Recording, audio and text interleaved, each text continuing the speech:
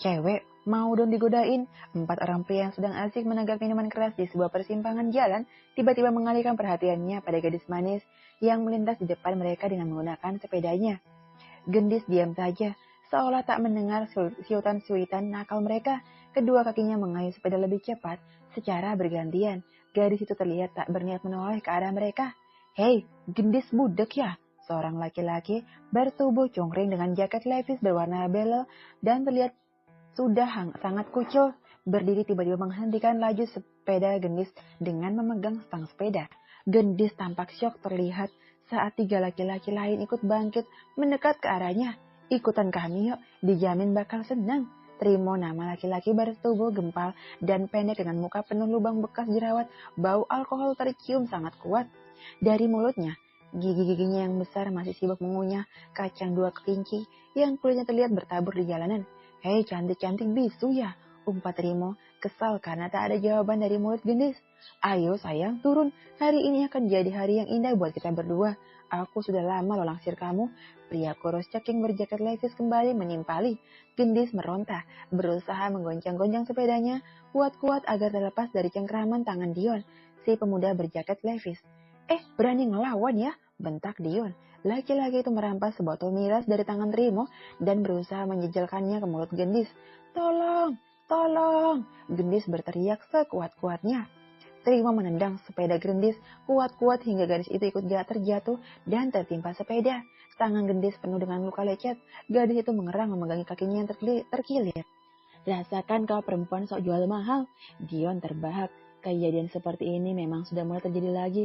Sebulan belakangan, preman-preman baru yang datang dari luar kampung mulai kembali meresahkan warga desa. Kerinduan terhadap kehadiran pahlawan seperti Kapten Biru dan rekan-rekannya ternyata bukan hanya milik Rengganis, tetapi warga Pringjaya pun memiliki kerinduan pada mereka. Ayo minum, Dino memasukkan ujung botol alkohol di tangannya pada mulut Gendis. Tubuh gadis itu terlihat gemetaran. Ia benar-benar berharap seseorang akan lewat dan menolongnya kali ini. Jalanan ini memang jarang dilintasi warga di waktu-waktu seperti terlebih setelah Dino dan kawan-kawan menjadikan gubuk di pinggir sawah tepat di tikungan jalan kampung sebagai markas baru. Mereka, warga jadi menjadi semakin enggan untuk lewat. Tapi Gendis terpaksa melakukannya karena tak ada akses jalan lain untuk bisa sampai ke rumah Pak Rahmat kalau tak lewat sini. Keluarga Pak Rahmat sempat memesan beberapa kebutuhan di warung Pak Yayan pagi tadi. Berhubung Pak Yayan belum pulang bekerja belanja, di kota terpaksa Gendis yang mengalih ambil tugas itu. Ia tak pernah menduga nasibnya hari ini akan seapes ini. Tiba-tiba tinjuan penuh isi telak mengenai pipi kanan Dino yang masih sibuk tertawa kencang. Tubuh kurusnya otomatis tersungkur. Botol minuman yang dipegangnya terlepas. Sudah mulai berani kalian mengacau desa ini lagi ya? Ucap Kapten Biru geram. 3 pemuda lain melihat kejadian itu mundur teratur. Mereka tahu siapa yang sedang mereka hadapi. Kehebatan dan ciri-ciri Kapten Biru sudah sampai ke telinga mereka. Dina berusaha berdiri meski terlihat terhuyung ke kiri dan ke kanan. Jari tangannya menunjuk-nunjuk Kapten Biru seolah menantangnya untuk berkelahi. Dia milikku, mau apa kau? Teriak Dino.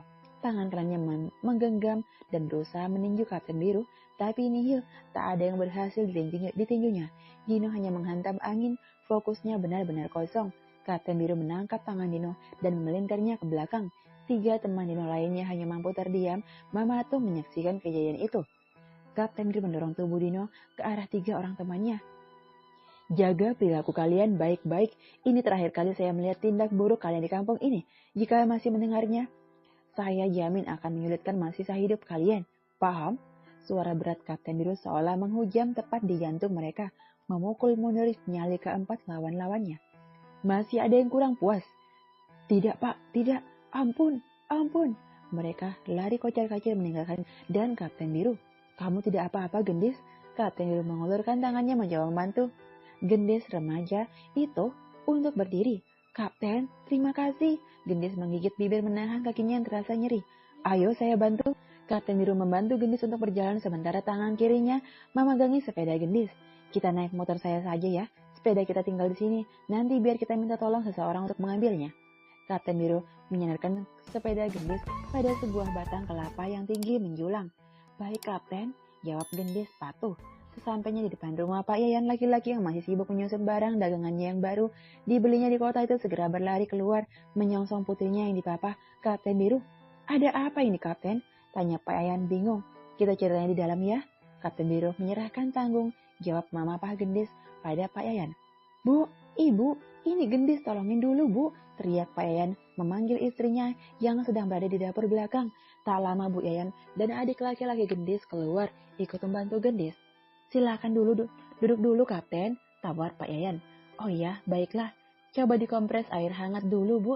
Kaki Gendis yang bengkak juga memar-memar di tubuhnya. Perintah Kapten Biru. Kalau begitu kami masuk dulu Kapten.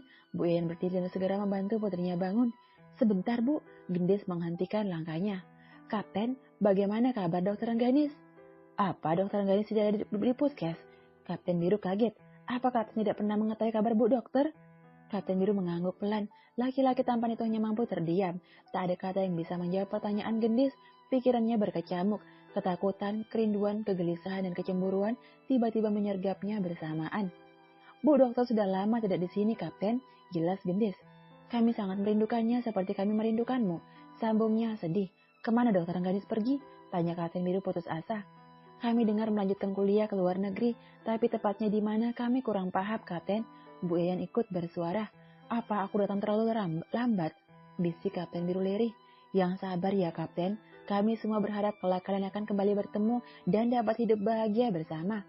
Bu Yayan berkata dengan tulus. Aku akan mencarinya kemanapun ia berada, Bu. Doakan aku bisa membawa Dokter Rengganis kembali ke sini. Kami akan selalu berdoa, Kapten. Bu Yayan melirik sebuah sweater berwarna biru buatan tangannya yang dititipkan pada Dokter Rengganis waktu itu. Laki-laki gagah itu menggenggam kuat sweater di tangannya, seolah sadar Bu Yayan sedang mengamatinya. Terima kasih untuk ini, Bu. Kapten Biru menunjukkan sweater yang dipegangnya. Saya senang melihat sweater itu sampai ke tangan Kapten dengan selamat. Itu artinya Dokter Rengganis telah berhasil bertemu Kapten sebelumnya. Kapten, cinta dokter buat Kapten begitu tulus. Jangan pedulikan semua laki-laki yang ingin dekat dengannya. Dokter tak pernah memikirkan perasaan mereka sama sekali. Saya tahu cintanya hanya untuk Kapten. Kata-kata Gendis berhasil menggetarkan hati laki-laki tampan itu. Kenapa selama ini ia begitu tak percaya akan kekuatan cinta Rengganis? Tidakkah ia juga menyadari bahwa cinta yang dimilikannya tak kalah luas dengan yang dipunyai gadis cantik itu? Seandainya ia tak terlalu cemburu, mungkin kejadiannya tak serumit saat ini. Mata Kapten Biru tertunduk. Ia ingat betul ibunya. Ibu hanya memberinya waktu 1 bulan untuk membawa gadis idamannya ke rumah. Jika tidak, ibu sendiri yang akan segera mengatur acara pertunangannya dan nikah. Melihat melalui persetujuan dirinya ataupun tidak, laki-laki bermata tajam itu hafal dengan perangai ibu yang tak pernah bisa ditentang. Jika ia gagal membawa Rengganis ke hadapan ibu, bagaimana mungkin ia bisa menghindari ikatan pertunangan yang sama sekali tak diharapkannya itu? Rengganis, seandainya kau ada di sini, pasti aku akan memelukmu seerat mungkin. Kan ku gandeng tanganmu menuju hadapan kedua orang tuaku. Aku tak ingin berlama-lama lagi meresmikanmu menjadi pendamping di sisa hidupku. Mulut Kapten Biru menggumam sendiri. Gendis ikut terdiam mendengar gumaman Kapten Biru yang sampai ke telinganya. Mampukah Kapten Biru bertemu dengan Rengganis dalam waktu 1 bulan? Jangan lupa like, subscribe, tekan loncengnya, dan terima kasih sudah menonton.